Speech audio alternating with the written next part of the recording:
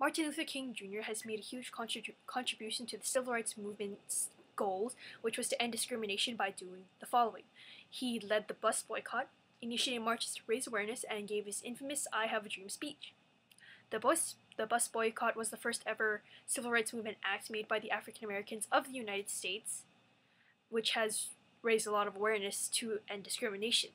This action was led by Martin Luther King Jr., and this act has led to the Supreme Court declaring that segregation on the bus was unconstitutional, and this is the first step to ending discrimination.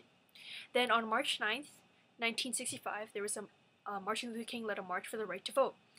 This march had involved state troopers and law enforcement that had attacked the marchers, which has shocked and terrorized citizens of the United States. From this, he has also initiated other marches, which has raised more awareness for the end of discrimination. And from this, the Voting Rights Acts of 1965 was passed.